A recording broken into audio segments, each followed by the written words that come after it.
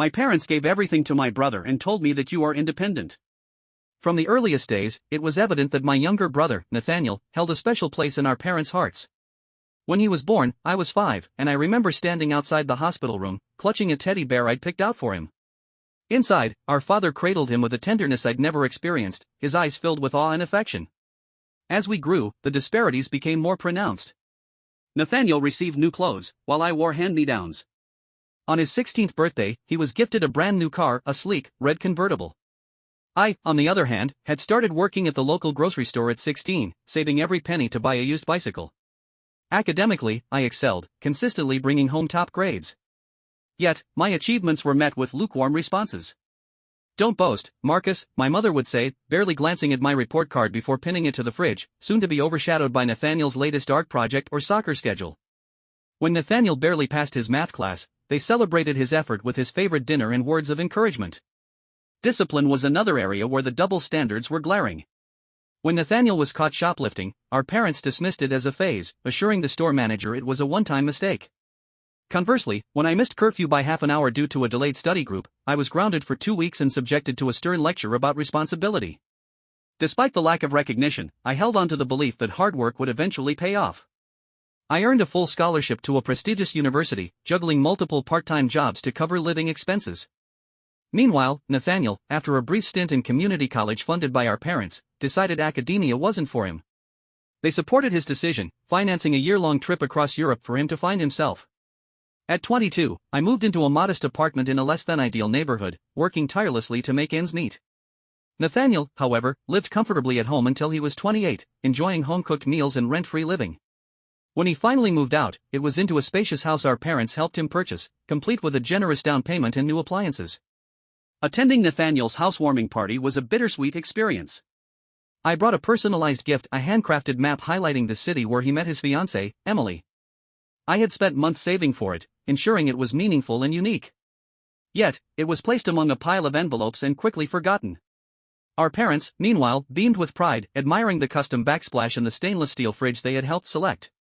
Later that evening, as we sat on the patio under twinkling lights, I mustered the courage to ask our parents if they could assist me with a down payment, just as they had with Nathaniel.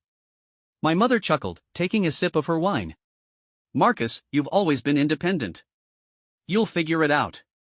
My father nodded in agreement, adding, "You're the strong one." Their words stung, not just for their content but for the casualness with which they dismissed my request. That night, I resolved to rely solely on myself, to build a life that didn't require their validation or support. I didn't cry that night. I didn't raise my voice or argue or try to make them see what they clearly didn't want to. I simply nodded, finished my wine, and said nothing more. But something inside me had shifted, quietly, permanently. For most of my life, I had convinced myself that the playing field would eventually level out. That one day, hard work, resilience, and consistency would be valued as much as charm, ease, and emotional neediness. I believed the world outside our family would recognize me, even if my parents never did. But sitting there under those warm patio lights, listening to the soft laughter echoing from inside the house Nathaniel had been handed, I realized something important. They didn't help me because they didn't feel they had to. Because I had managed without them for so long. Because I wasn't fragile. They told themselves I didn't need support because I was the strong one. But strong is just what people call you when they want to leave you alone with your struggles. From that point on, I didn't ask again. Not them. Not anyone. Instead, I built.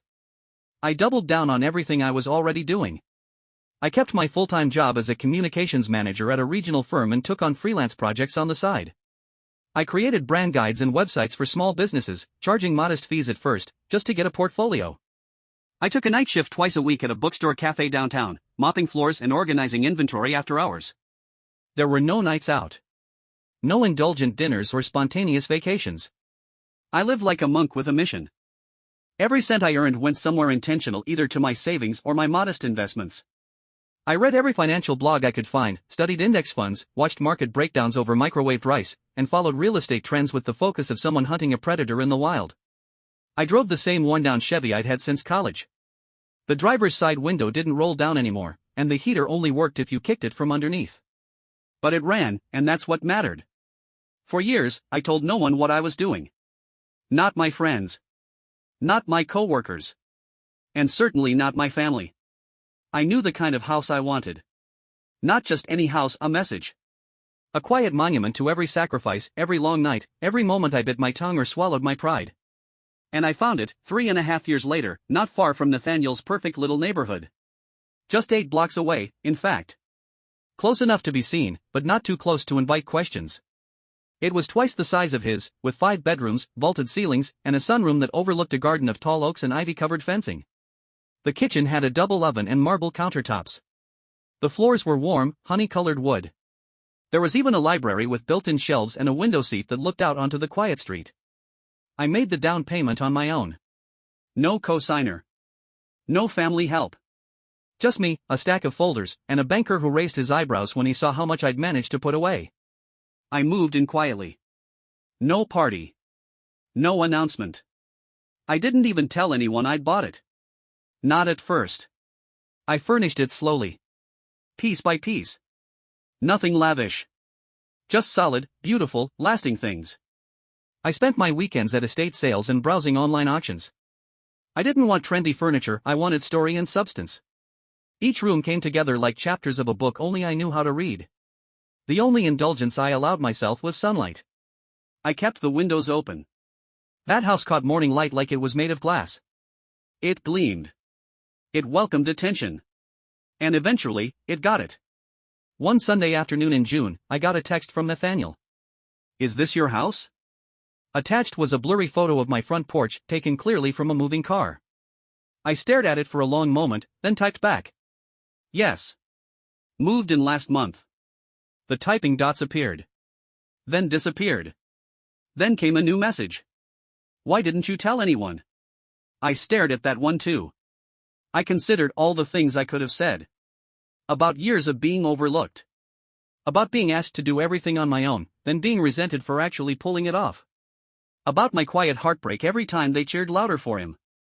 But I didn't say any of that. Instead, I wrote. "You said I'd figure it out. So I did. No more.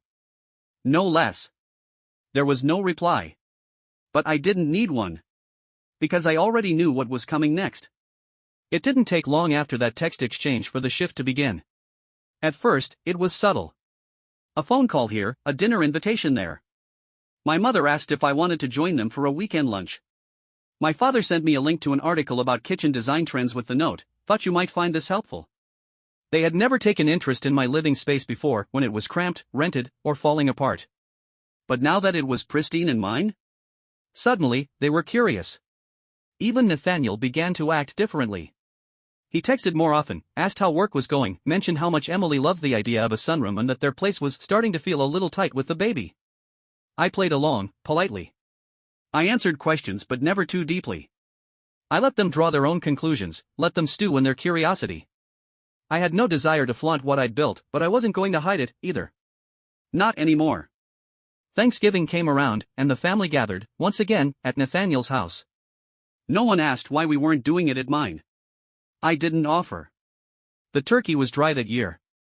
I didn't mention it. As we carved slices around the table, Nathaniel leaned over with that easy, boyish smirk he always wore when he was trying to sound humble but couldn't quite hide the edge underneath. "Looks like you finally caught up, huh?" he whispered with a little laugh. I turned my head slowly, knife in hand, and smiled right back. "Sure," I said. Caught up. But we both knew the truth. I hadn't caught up. I'd outpaced him. What no one realized was that the house wasn't the goal. It was never about square footage or appliances. It was about the moment. This moment. When they would have to look at me and revise the story they'd been telling themselves for decades. That I was fine on my own because I was built for struggle. That I didn't need the same support because I could weather it. That Nathaniel deserved help because he was more sensitive, more in need, more lovable.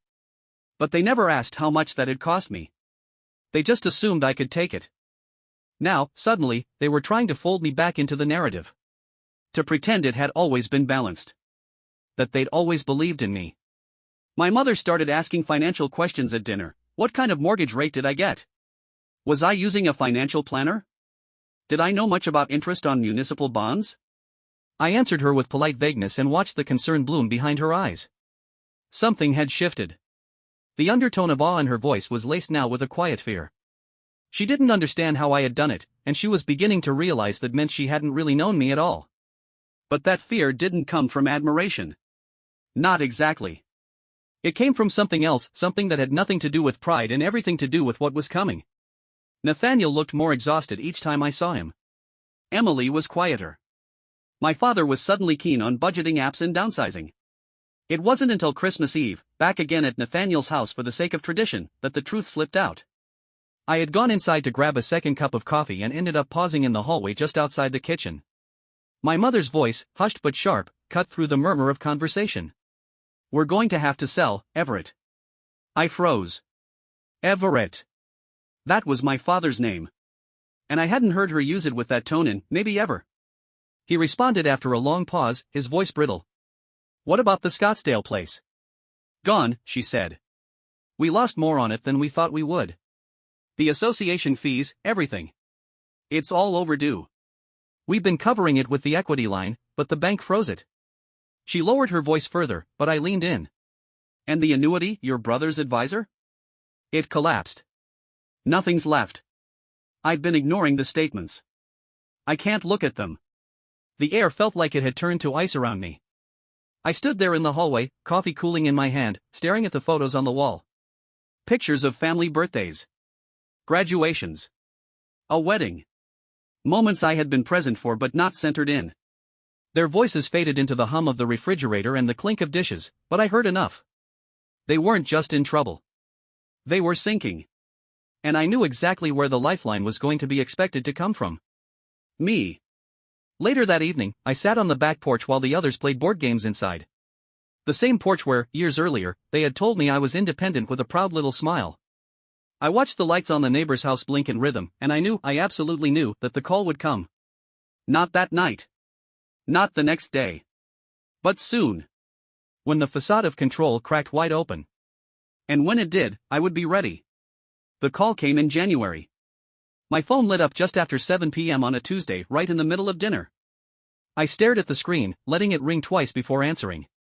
My father's name sat in bold letters at the top, a rare sight. He didn't usually call unless it was for something. I answered with a calm, "Hello." His voice was quieter than I'd ever heard it. There was no bravado, no coaching tone, no fatherly wisdom laced into a monologue. Just hesitation. Tired, frayed hesitation.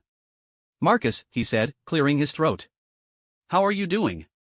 It was the kind of opening people use when they're trying to sound casual, but their stomach is clenched the entire time. "I'm doing well," I said simply. Pause. I was wondering if you had a minute. Something we wanted to run by you." There it was. I leaned back in my chair, staring out the kitchen window at the dusky street. The street lamps had just clicked on. My neighbor across the road was walking his dog. Everything felt so still. So stable. My life had never felt more grounded. "I'm listening," I replied. Another pause. Then he said it. "We're going to have to move out of the house. Things haven't gone the way we planned. The market shifted. We had some setbacks with retirement, with the condo, the advisor." He trailed off, his voice thinning. I waited. Finally, he exhaled and said what he'd been building toward. "We need a place to stay. Just until we get back on our feet."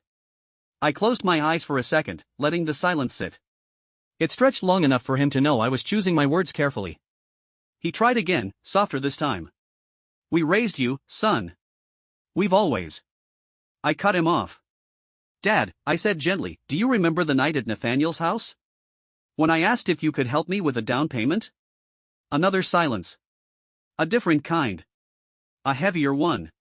"I remember," he said, barely audible. "And do you remember what you both said?"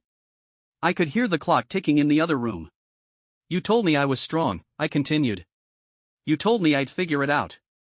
He didn't respond. So I gave him exactly what he'd given me. "I'm sure you'll figure it out." The words landed like a dropped glass.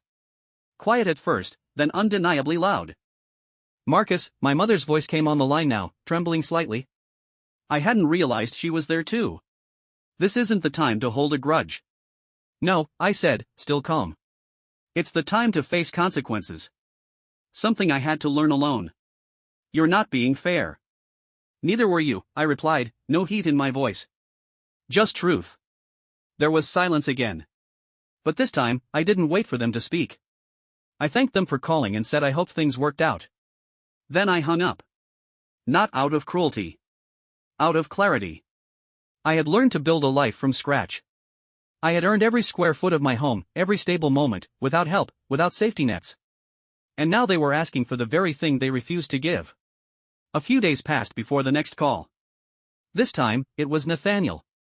He didn't start soft. You're really just going to let them struggle, he snapped. They're our parents, Marcus. They're your parents too, I said. Did you offer to take them in? He didn't answer. Exactly, I said. He huffed. This isn't the same. No, I agreed. It's not. He tried again. You're doing this to punish them.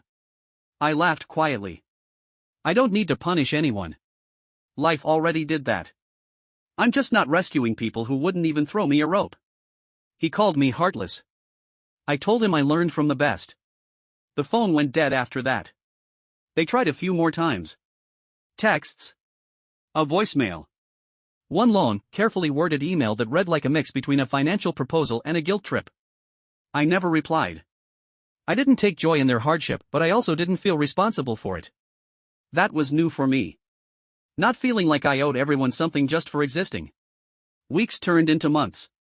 Then spring came. They sold the house. I heard from an uncle that they moved into a small rental across town. Quiet neighborhood. Modest place. Not quite the retirement they had envisioned. As for me, I kept building. The house was no longer just a house. It was a life. A real one. I hosted friends, started helping small local businesses full-time, eventually launching a consultancy of my own. I traveled when I wanted to. I picked out furniture that I didn't have to bargain hunt for. I walked into rooms with confidence, not as someone trying to prove his worth, but as someone who knew it without needing permission. And sometimes, late at night, I'd step out onto the back porch, the one that looked a little like Nathaniel's. I'd sip my tea and look out into the quiet street. The lights. The trees. The stillness.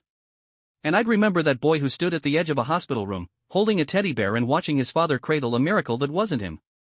I'd remember the teenager who stocked shelves while his brother got trophies for mediocrity. The college kid who opened his acceptance letter to no applause.